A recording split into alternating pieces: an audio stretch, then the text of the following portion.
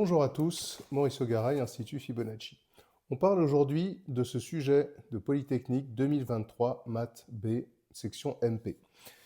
C'est un sujet difficile qui traite de théorie des perturbations et plus particulièrement d'un théorème de Redlich.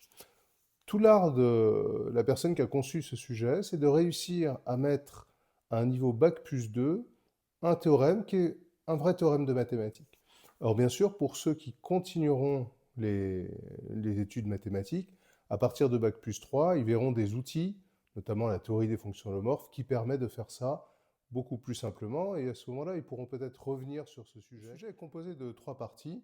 La première, nettement plus simple, sur des généralités concernant les fonctions qu'on appelle analytiques.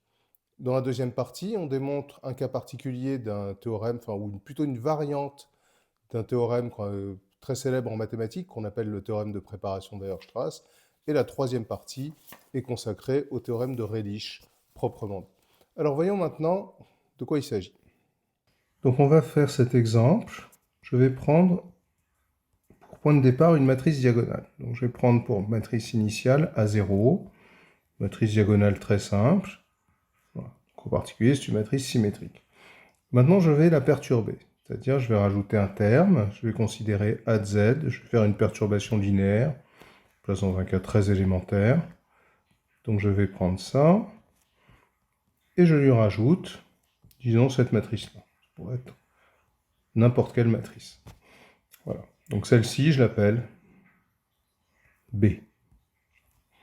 Maintenant, mon but, c'est de trouver un changement de variable tel que on ait, par changement de base, cette matrice est maintenant diagonale. Donc ici, ce sera alpha de Z, 0, 0, bêta de Z. Donc mon premier objectif est de comprendre ce qui se passe quand on fait un changement de variable. Comment on fait un changement de base? Alors, un changement de base, P de Z, je vais l'écrire sous la forme l'identité plus Z fois Q, plus des termes d'ordre supérieur. Je dis que dans ce cas, l'inverse, au premier ordre, c'est identité moins Z fois la matrice Q. Q, c'est ici une matrice dans M2 de R. Alors pourquoi? Ça vient tout simplement de l'identité, identité plus ZQ, l'identité remarquable, fois identité moins ZQ, c'est identité moins Z carré Q, c'est-à-dire identité plus un terme d'ordre 2. Ensuite, donc ceci étant dit, maintenant je vais regarder ce que ça donne sur ma formule ici de conjugaison. Donc je réécris cette formule, la formule P à P-1, avec mes nouveaux P et P-1. Donc j'écris que c'est I plus Z fois Q, plus des termes d'ordre plus grand que je n'écris pas. Ensuite A2Z, donc A2Z c'est quoi? C'est A0 plus Z fois B, la perturbation. Et ensuite je multiplie par identité moins Z fois Q, plus des termes d'ordre plus grand. Bon, ça je regroupe les termes. Le terme constant c'est A0. Regardons les termes en Z. On a d'abord un QA0 ici. Ça c'est QA0. Et on a aussi un terme A0Q, en prenant ça et ça, avec un signe moins. Et enfin, on a un terme, on a le terme B, en prenant ces deux-là, plus B. Ce que je cherche, c'est donc, on cherche une matrice Q,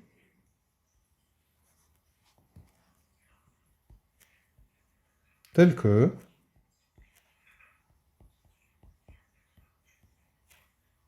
QA0 moins A0Q plus B soit diagonale. Voilà ce que je cherche. Alors, maintenant, on va faire le calcul. Cette chose-là, on va lui donner un nom. On va l'appeler le commutateur de QA0.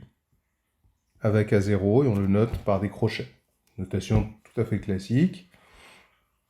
Et donc maintenant, je vais poser Q égale A, B, C, D. Je calcule le commutateur QA0. Donc ça, je fais le calcul. Hein. Donc, je vous rappelle que A0, c'est 1, 0, 0, 2. Donc ça, c'est juste A, B, C, D fois 1, 0, 0, 2, moins 1, 0, 0, 2, fois A, B, C, D. Bon, le calcul est rapide. On trouve que ça fait 0, B, moins C. Donc vous voyez, A et D ne vont jouer aucun rôle, ce qui fait que je vais pouvoir les choisir égal à 0. Pour ceux qui connaissent un petit peu plus de maths, c'est ça qui me permet d'avoir un changement de base qui est orthogonal, puisque dans ce cas-là, je vais avoir une matrice antisymétrique. Et si je regarde ma perturbation, donc ma perturbation B, elle était donnée par la matrice 1, 1, 1, 0. Donc je veux que 0,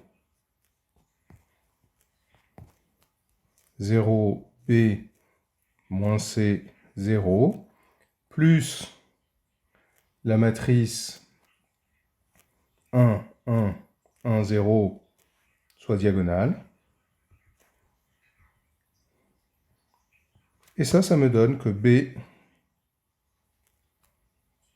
égale moins 1, et que C égale 1. Donc une fois que j'ai fait ça, j'ai trouvé ma matrice Q, et j'ai donc mon changement de variable. Vous voyez, ça n'a pas changé la diagonale.